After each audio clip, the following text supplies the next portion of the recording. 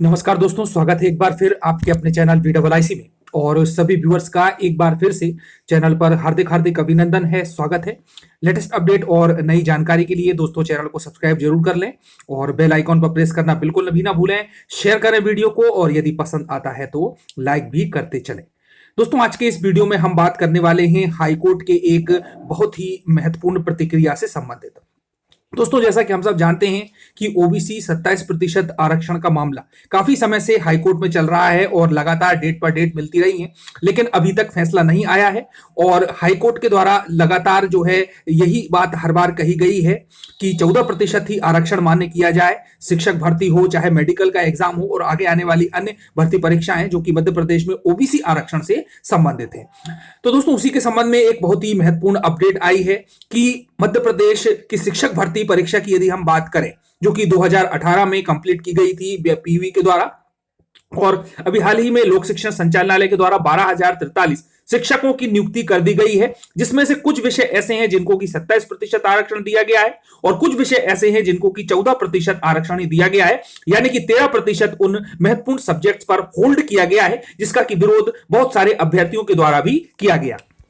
और दोस्तों इसके पूर्व में जो याचिका लगाई थी, और प्रमुख रूप से यदि हम बात करें तो वैसे तो बहुत सारे याचिकाकर्ता इसमें शामिल हैं। शांतिलाल जोशी जो कि राजस्थान के अभ्यर्थी हैं, उनके द्वारा इस आरक्षण का विरोध किया गया था और उनका मानना था कि इस प्रकार का जो आरक्षण है वह जो सुप्रीम कोर्ट ने निर्देश दिया गया है इंदिरा साहनी के मामले में उसका उल्लंघन करता है और जो आरक्षण की सीमा है 50% से ऊपर जाती है। और इसी से संबंधित बातों पर संज्ञान लेते हुए हाईकोर्ट ने स्टे लगा दिया था कि 14% आरक्षण ही लागू किया जाएगा, लेकिन सरकार के द्वारा इस भर्ती में 27% आरक्षण दे दिया गया ओबीसी को कुछ प्रमुख सब्जेक्ट्स में। और इसके विरुद्ध में अब फिर से हाईकोर्ट में चले गए हैं ये सभी याचिकाकर्ता और अवमानना का नोटिस जारी करने की बात कही गई है याचिका के माध्यम से। और याचिका में कहा गया है कि हाईकोर्ट के अवमानना की है, गवर्नमेंट ने उसका उल्लंघन किया है और 27% ओबीसी आरक्षण को शिक्षक भर्ती में लागू कर दिया गया है, साथ में ही उनको नियुक्ति पत्र भी जारी कर दिए गए हैं। तो दोस्तों इस याचिका पर विचार करते हुए हाई कोर्ट ने प्रमुख सचिव सहित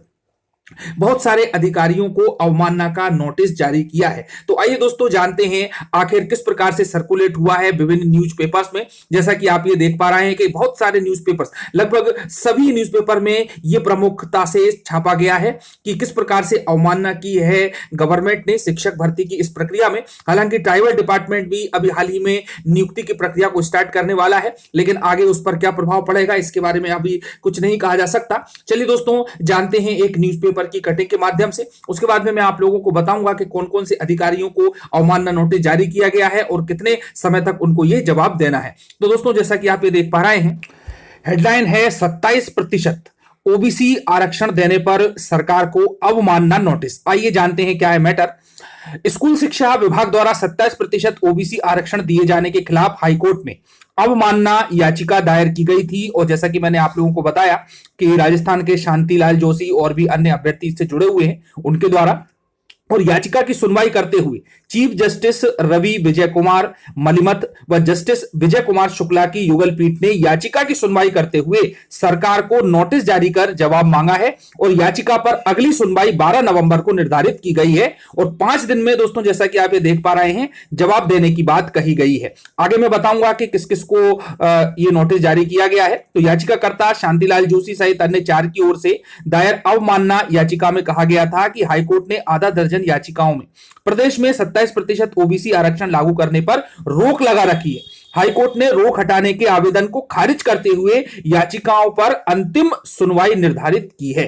इसके बावजूद भी प्रदेश सरकार द्वारा उच्च माध्यमिक शिक्षक पद के चयन में 27% लागू ओबीसी आरक्षण दिया गया है, लागू कर दिया गया है। और याचिकाकर्ता की ओर से यह कहा गया कि सामान्य प्रशासन विभाग ने महाधिवक्ता के अभिमत का हवाला देते हुए एक सर्कुलर जारी किया था जिसमें कहा गया था कि हाईकोर्ट ने जिन प्रकरणों में रोक लगा रखी है उनके अलावा अन्य विभाग में 27% ओबीसी आरक्षण लागू किया जा सकता है। और दोस्तों मैंने आप लोगों को पहले भी बताया था कि जो महाधिवक्ता थे उनके द्वारा अभिमत के आधार पर ही इस निर्णय को सरकार ने लिया था कि जिन सब्जेक्ट पर याचिका लगी हुई है उन पर 14 दिया जाए और शेष पर 27 दिया जाए। इसी के आधार पर इन्होंने ये प्रतिक्रिया की थी और शिक्षक भर्ती में भी इसको लागू किया था। अब इस सर्कुलर के आधार पर लोक शिक्षण आयुक्त ने उच्च माध्यमिक शिक्षक पद के चयन में 27% ओबीसी आरक्षण लागू कर अंतिम चयन सूची जारी कर दी थी। याचिका में स्कूल शिक्षा विभाग के प्रमुख सचिव SR उमाशंकर, सचिव प्रशासन विभाग इंदिरा मिश्रा तथा आयुक्त लोक शिक्षण अभय वर्मा को अनावेदक बनाया गया था। याचिका की सुनवाई के बाद युगल पीठ ने अनावेदकों को नोटिस जारी करके जवाब मांगा है। अब दोस्तों देख लेते हैं हम याचिकाकर्ता और उनको जिनको की ये नोटिस जारी किया गया है। तो शांतिलाल जोशी ये पिटिशनर हैं, ब्रजकिशोर शर्मा ये पिटिशनर हैं, इंसाफ अली और राजेंद्र कुमार यादव ये अधिकतर दोस्तों देख रहे हैं आपके ये राजस्थान के अभ्यर्थी हैं जिनके द्वारा 27% आरक्षण के विरुद्ध याचिका दायर की गई और बाद में फिर से जब 27% आरक्षण लागू कर दिया गया तो अवमानना नोटिस जारी कर दिया गया हाईकोर्ट के द्वारा।